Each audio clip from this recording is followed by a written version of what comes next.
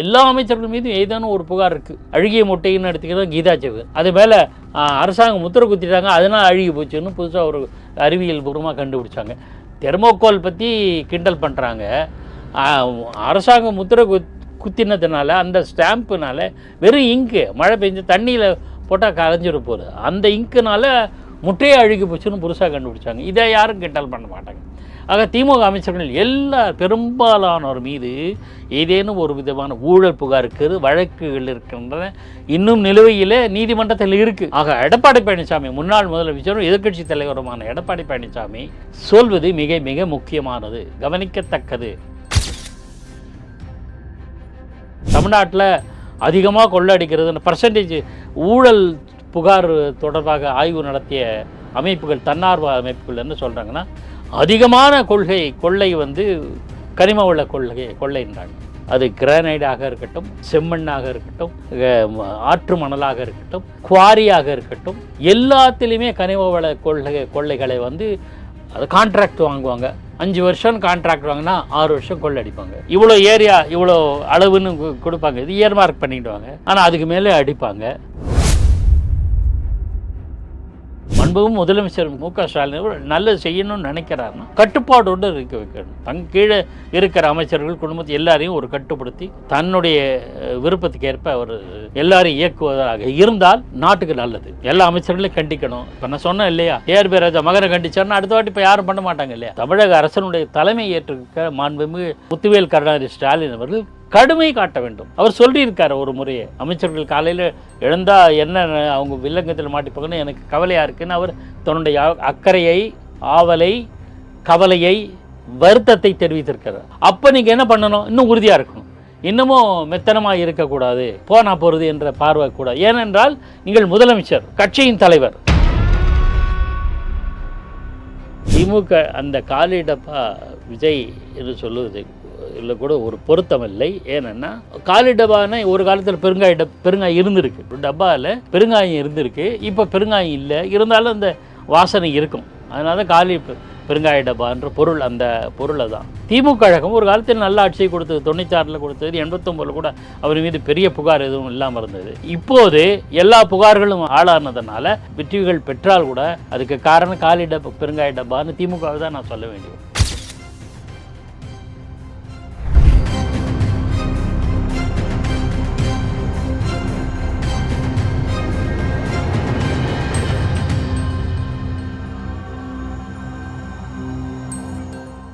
Real one நேயர்களுக்கு வணக்கம். இன்று நம்மளுடைய நேர்காணலுக்கு பத்திரிகையாளர் திரு பாக்கி அவர்கள் நினைச்சிருக்காங்க. சார் வணக்கம்.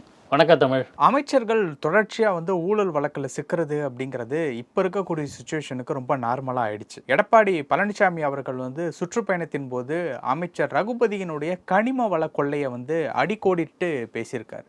என்ன பேசியிருக்காரு அப்படின்னா, இப்போ சமீப காலமாக கனிம வள கொள்ளை அப்படிங்கிறது ரொம்ப அதிகரிச்சிடுச்சு. அது ரிலேட்டபிளான ஆதாரத்தை நான் எடுத்து பேசினேன் அப்படின்னா அமைச்சர் ரகுபதி சிறை செல்ல நேரிடும் அப்படிங்கிறத ரொம்ப ஓப்பனாகவே பேசியிருக்காரு. எடப்பாடி அவர்கள் திமுகவினுடைய தலைமையில் இருக்கக்கூடிய மு.க. ஸ்டாலின் அவர்களையோ உதயநிதி அவர்களையோ பற்றி பேசுறதுல எந்தவித ஆச்சரியமும் இல்லை. ஏன்னா அவங்களுமே இவங்களை பற்றி பேசிக்கிட்டு தான் இருக்காங்க. இப்படி இருக்கும்போது ஒரு அமைச்சரை குறிப்பிட்டு பேசுகிறாங்க அப்படின்னா இந்த கனிம வள கொள்ளை அப்படிங்கிறது ரொம்ப எல்லை மீறி போயிடுச்சோ அப்படிங்கிற ஒரு கேள்வி வருது. நீங்கள் எப்படி பார்க்குறீங்க? கண்டிப்பாக இது இந்த ஆட்சி அமைஞ்ச போதே அப்போ கனிம வள அமைச்சரா இவர் இல்லை நான் அமைச்சர் சொல்லலை. அதான் இந்த ஆட்சி திராவிட முன்னேற்ற கழக ஆட்சி பதவி ஏற்கிற சமயத்திலேயே திமுக கட்சிக்காரங்க என்ன சொன்னாங்க, யார் சொன்னாங்கன்றதுல டிபேட், இவர் சொன்னார் அவர் சொல்லுவாங்க, நம்ம அப்படி இல்லை. ஆனால் திமுக காரங்க என்ன சொன்னாங்க, 11 மணிக்கு நம்ம முதலமைச்சர் ஸ்டாலின் அவர்கள் முதலமைச்சராக பொறுப்பேற்பார், 11:15 நம்மெல்லாம் வண்டியில் எடுத்து மணல் எடுத்துப்போம், இது பண்ணோம், எந்த அதிகாரி வேறு ஒரு கை பார்த்துக்கலாம், அவர் அங்கே இருக்க மாட்டார் அப்படி மிரட்டல் துணியில் பேசியிருக்காங்க. பல சம்பவங்கள் திமுக ஆட்சிக்கு வந்த பிறகு பல அதிகாரிகள் வெட்டப்பட்டிருக்காங்க, அலுவலகத்துக்கு சேர்ந்து வெட்டப்பட்டிருக்காங்க, லாரி கடத்தல் கனிம உள்ள கொள்ளை லாரிகள் மூலமாக கொல்லப்பட்டிருக்காங்க. நிறைய சம்பவங்கள், 1-2 சொன்னால் இதுக்கு இன்னொரு 2-3 நாள் சொல்லிகிட்டே இருக்கலாம், அந்த அளவுக்கு இருக்குது சம்பவங்கள். எதன் மீதும் வழக்குகள் நடத்தப்படவில்லை. தொடர்ந்து எந்த விதமான மேல் விசாரணையும் எதுவுமே நடக்கலை. வழக்கு தொடர்ந்து நடைபெறலை. சரி, தமிழகத்து அமைச்சரவையில் 1 or 2 ஒரு 2 பேரை ஒரு சில பேரை தவிர பார்த்தீங்கன்னா எல்லா அமைச்சர்கள் மீது ஏதேனும் ஒரு ஊழல் புகார் இருக்குது. நீங்கள் ஒரு அமைச்சர் பேர் சொல்லுங்கள், ஒரு ஊழல் புகாரை சொல்லலாம். பிடிஆர் அவர் தவிர. சரி, அவர் தான் பல ஊழல்களை எக்ஸ்போஸ் பண்ணார் மறைமுகமாக. அதனால தான் அன்பில் மகேஷ் மீதும் புகார்கள் உண்டு. பள்ளிக்கல்வித்துறையில் அவர் என்ன செய்கிறார் என்கிற புகார்கள் உண்டு. பள்ளிக்கூடங்கள் மூடப்படுகிற அபாயம் வந்து இல்லை, பள்ளிகள் மூடப்பட்டன. இப்போ அது சொல்கிறாரு மாணவர்கள் ஈர்க்க போகிறோம் அப்படி இப்படின்ட்டு. ஆனால் பள்ளிகள் மூடப்பட்டது என்ன? ஊழல் என்பது பணம் விஷயம் மட்டும் இல்லை, முறைகேடுகள், நிர்வாக கோளாறுகள், முறைகேடு எல்லாமே ஊழலை சேர்ந்தது தான். அப்படி பார்க்கும்போது அவருக்கு தங்கம் தனசு மூடப்பட்ட வழக்கு மீண்டும் உயிர் பெற்றது. ரகுபதி, அனிதா ராதாகிருஷ்ணன், ஐ பெரியசாமி, பொன்முடி கேட்க வேண்டாம். அவர் மீது என்ன புகார் இருக்குது? மணல் கொள்ளை, செம்மண் களவாடப்பட்டது தொடர்பான புகார் தான் அவர் மீது இருக்குது. செந்தில் பாலாஜி கேட்கவே வேண்டாம். இப்படி எல்லார் மீதும், எல்லா அமைச்சர்கள் மீதும் ஏதானும் ஒரு புகார் இருக்குது.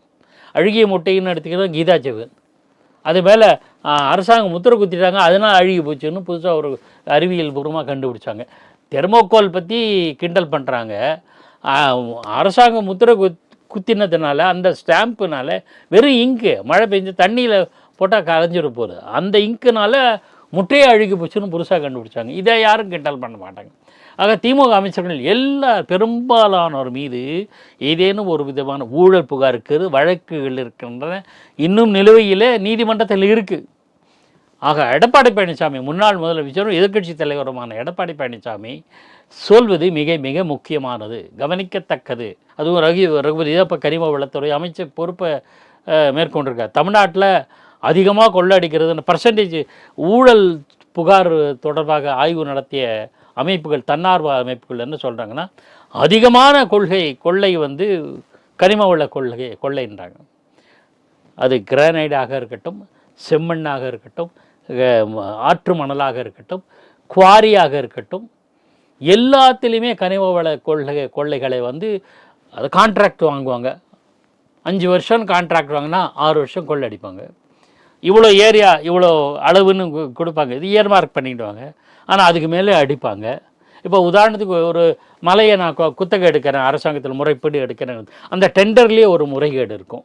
அது ஒரு பக்கம். டெண்டரில் உள்ள கமிஷன் அமைச்சர்கள்னா எனக்கு ப்ரையாரிட்டி கொடுத்து என் ஃபைல் மேலே வரும், எனக்கு அப்ரூவல் ஆகிடும். இவ்வளோ சிக்கியிருக்காங்கல்ல, ஏன் கேஸ் அடுத்த கட்டத்தை நோக்கி நகர? அது வந்து இந்த தமிழகத்தில் பொதுவாக இந்தியாவிலே எல்லாம் எடுத்துக்கணும்னா வாய்தா கேட்குற ஒரு ஜெயலலிதா அம்மையார் மீதான ஊழல் புகார் வாய்தா வாங்கினோடனே அவரை கிண்டல் செய்து வாய்தார் அணின்னு பேசினவங்க திமுகவினர். ஆனால் இவங்க மேலே இப்போ நிறைய இந்த மாதிரி புகாரில் அவங்க தேவையில்லாமல் இன்னும் இழுத்து அடிக்கிறது வழக்குகளை இருக்குது. இல்லைன்னா ஒன்று என்ன பண்ணுவாங்க, மிக முக்கியமானவர்களாக இருந்தால் நேராக டெல்லி போயிடுவாங்க. அவங்க மேலே ஏதாவது ஒரு ரெய்டு கேஸு வந்ததுன்னா நேராக டெல்லி போயிடுவாங்க. இந்த மாதிரியான ஒரு பழக்கம் வச்சுருங்க. எவ்வளோ அமைச்சர்கள் மீது எல்லா விதமான புகார்கள் இருக்குது. இவர்களெல்லாம் எடப்பாடி அந்த ஒரு விஷயத்தில் நான் சொல்கிறேன், ஜெயலலிதா மறைவுக்கு பிறகு எடப்பாடி பழனிசாமி 4 ஆண்டுகள் ஆட்சி செய்தார். ஊழல் புகார்னு சொன்னீங்களா, சொல்லலாம், இல்லைன்னு சொல்ல. ஓபிஎஸ் அந்த சில வீடுகள் கட்டினதில் ஊழல், குட்கா ஊழல் விஜயபாஸ்கர், அப்புறம் என்று விரல் விட்டு எண்ணி விடலாம் ஒரு 5-6 ஊழல் புகார்கள் தான் அவங்க மேலே இருந்தது.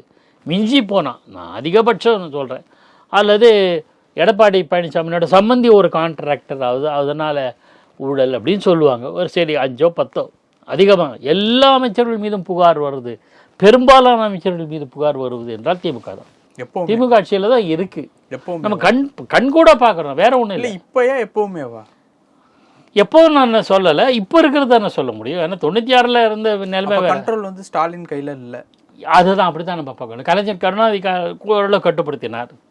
96 அவர் ஆட்சிக்கு வந்தபோது பெருமளவு சபரீசன், உதயநிதி இவங்க கையில் வந்ததுனால இவ்வளோ பிரச்சனை ஆயிடுச்சோ இருக்கலாம். அதான் ஊடகத்தில் பரவலாக பேசப்படுகிறது. அவங்க தான் டிக்டேட் பண்ணுறாங்க, அவங்க தான் டிசைட் பண்ணுறாங்க, எல்லாமே அவங்க அப்படின்றத எல்லாம் ஊடகங்களில் வர செய்திகள் தானே, எல்லாருக்கும் தெரிஞ்சது தான். எப்படி சபரீசன் வந்து அமைச்சர்களை டிக்டேட் பண்ணுற மாதிரியான விஷயங்கள் இது சொல்கிறாங்க, நமக்கு தெரியல. எப்படி சார், அவர் கட்சி பதவியிலையும் இல்லை, ஆட்சி பதவியிலையும், குடும்பத்தை சேர்ந்தது, முதலமைச்சர் குடும்பத்தை சேர்ந்தது, அது ஒன்று போதும். அது எல்லா காலத்துலையும் சஞ்சய் காந்தி சாதாரண எம்பியா கூட இல்லை. திமுகவில் பேசலாமே. நான் எதுக்கு சொல்கிறேன்னா, உதாரணத்துக்கு சொல்ல, குடும்பத்தில் குடும்ப அரசியல் வந்தால் எந்த பிரச்சனைன்னு சொல்ல வரேன், அதுக்கே சொல்ல வரேன். எமர்ஜென்சி காலத்தில் சஞ்சய் காந்தி மந்திரி கூட கிடையாது, எம்எல்ஏ கிடையாது, எம்பி கிடையாது. பட் அவர் ஆடினார், உங்களுக்கு நல்லா தெரியும். அதே மாதிரி தான் குடும்பம் தலையீட்டுனால தான் எம்ஜிஆர் அவர்கள் குடும்பம் தலையிடக்கூடாது கட்சியிலும் சரி ஆட்சியிலும் சரி என்கிற ஒரு இதை கொண்டாந்துட்டார். ஜெயலலிதா ஆட்சி காலத்திலும் இல்லை. அதே மாதிரி எடப்பாடி காலத்திலும் பெரிய அளவுக்கு குடும்ப ஆட்சி கிடையாது, அமைச்சர்கள் மீது புகார் கிடையாது. இப்போது அந்த குடும்பத்துக்கு என்ன காரணம்னா, நான் என்ன ஃபீல் பண்ணுறேன்னா, மண்புகும் முதலமைச்சர் மு.க. ஸ்டாலின் நல்லது செய்யணும்னு நினைக்கிறாருன்னா கட்டுப்பாடோடு இருக்க வைக்கணும். கீழே இருக்கிற அமைச்சர்கள் குடும்பத்தை எல்லாரையும் ஒரு கட்டுப்படுத்தி தன்னுடைய விருப்பத்துக்கு ஏற்ப அவர் எல்லாரையும் இயக்குவதாக இருந்தால் நாட்டுக்கு நல்லது. எல்லா அமைச்சர்களையும் கண்டிக்கணும். இப்போ நான் சொன்னேன் இல்லையா, டிஆர்பி ராஜா மகனை கண்டிச்சார்னா அடுத்த வாட்டி இப்போ யாரும் பண்ண மாட்டாங்க இல்லையா. அந்த மாதிரியான ஒரு அணுகுமுறையை முதலமைச்சர் செய்ய வேண்டும், அப்படி தான் நான் விரும்புகிறேன். அப்போ குடும்பம் மட்டும் இல்லை, யாரையுமே தன் கட்சியினர், உறவினர், சொந்தக்காரங்க எல்லாரையுமே தன்னுடைய சுற்றத்து ஒரு வயது முதிர்வு அவருக்கு தடையா இருக்கோ தெரியல. ஏன் அவர் மெத்தனமாக இருக்கிறார், நிதான போக்கை கடைபிடிக்கிறார் தெரியுது. காவல்துறையினுடைய கட்டுப்பாடுங்கிறது சிஎம் கண்ட்ரோலில் தான் எல்லாருடைய ஆட்சி காலகட்டத்திலையுமே இருக்கும். சமீப காலம் நடக்கக்கூடிய லா அண்ட் ஆர்டர் ரிலேட்டபிளான விஷயங்களை நீங்களும் பார்ப்பீங்க. அதுக்கப்புறம் கட்சிக்குள்ளே இருக்கக்கூடிய அமைச்சர்களுடைய கண்ட்ரோலும் ரொம்ப எல்லை மீறி போயிட்டு இருக்கிறதா சொல்கிறாங்க. ஆமாம், அதுவும் சிஎம் கண்ட்ரோலில் இருக்கக்கூடிய ஒரு விஷயம்தான். அங்கேயுமே தவறுகள் நடக்குது. இன்னொரு பக்கம் பார்த்தீங்க அப்படின்னா துறை ரீதியான விஷயங்களில் பல விதமான ஊழல், அதையுமே கட்சி தலைவராக இருந்து கண்டிக்கக்கூடிய இடத்துல தான் முதல்வர் அவர்கள் இருக்காங்க. அங்கேயுமே தவறுகள் நடக்குது. இப்போ ஓவரால் தவறுகள் சிஎம் அப்படிங்கிற இடத்துக்கு போய் நிற்கும் போது அந்த இடத்துல அந்த அத்தாரிட்டி பவர் அப்படிங்கிறது பல இடத்துல செப்பரேட் ஆனதுனால தான் பிரச்சனை ஆகிடுச்சு. சார், ஒரு கிரிக்கெட் டீமில் மோசமான பவுலர், மோசமான ஃபீல்டிங், மோசமான பேட்ஸ்மேன் இருந்தால் எல்லா விமர்சனம் யார் மேலே பார்க்கும்? கேப்டன் மேலே. அதே மாதிரி பேட்ஸ்மேன்லாம் செஞ்சுரி அடிக்கிறான், பவுலர்லாம் பிரமாதமாக போலிங் போடுறான், ஃபீல்டிங்கில் பிரமாதமாக இருக்குது, அந்த புகழ் யாருக்கு போய் சேரும்? கேப்டனுக்கு தான். அதனால் தமிழக அரசனுடைய தலைமை ஏற்றிருக்க மாண்புமிகு முத்துவேல் கருணாநிதி ஸ்டாலின் அவர்கள் கடுமை காட்ட வேண்டும். அவர் சொல்லியிருக்கார் ஒரு முறையை, அமைச்சர்கள் காலையில் எழுந்தால் என்ன அவங்க வில்லங்கத்தில் மாட்டிப்பாங்கன்னு எனக்கு கவலையாக இருக்குன்னு அவர் தன்னுடைய அக்கறையை, ஆவலை, கவலையை, வருத்தத்தை தெரிவித்திருக்கிறார். அப்போ நீங்கள் என்ன பண்ணணும்? இன்னும் உறுதியாக இருக்கணும், இன்னமும் மெத்தனமாக இருக்கக்கூடாது, போகிறது என்ற பார்வை கூட. ஏனென்றால் நீங்கள் முதலமைச்சர், கட்சியின் தலைவர், கட்சிக்காரங்கள்லாம் கண்ணாபின்னான்ட்டு தரக்குறைவாக பேசுகிறாங்க. இப்போ சமீபத்தில் சசிகலாவை பற்றி கூட ஒரு கட்சிக்காரர் பேசுகிறார். இவர்கள் மீது நான் கட்சி தலைவர் என்கிற முறையில் நடவடிக்கை எடுக்கணும், முதலமைச்சர் என்கிற முறையில் அமைச்சர்கள், அதிகாரிகள் செய்கிற தவறுகளை நீங்கள் நடவடிக்கை எடுக்கணும். அதுதான் உங்களுக்கு பெருமை சேர்க்கும். ஓகே. ஆக தவறிவிட்டால் அதற்கான விளைவுகளை முதலமைச்சர் தான் சந்திக்க நேரிடும். ஏனென்றால் அரசினுடைய முகமாக இருப்பது முதலமைச்சர் என்பதை கருத்தில் கொள்ள வேண்டும். இந்த ஒரு விஷயத்தை மட்டும் பாருங்கள். ஃபைனலாக சேகர் பாபு சொல்லியிருக்கக்கூடிய விஷயம் 200 தொகுதிகளில் திமுக வெற்றி உறுதி, காலி பெருங்காட்டப்பா மாதிரி விஜய் இன்னும் எத்தனை மாநாடு நடத்தினாலும் காலியாகி விடுவார் அப்படிங்கிற ஒரு விஷயத்தை சொல்லியிருக்காங்க. சேகர் பாபு சொன்ன இந்த ஒரு விமர்சனத்துக்கு உங்களுடைய பதில்?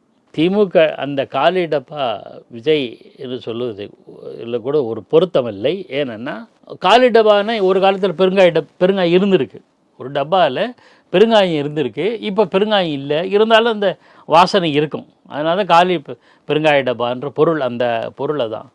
திமுக கழகம் ஒரு காலத்தில் நல்ல ஆட்சியை கொடுத்தது, 96 கொடுத்தது, 89 கூட அவர் மீது பெரிய புகார் எதுவும் இல்லாமல் இருந்தது.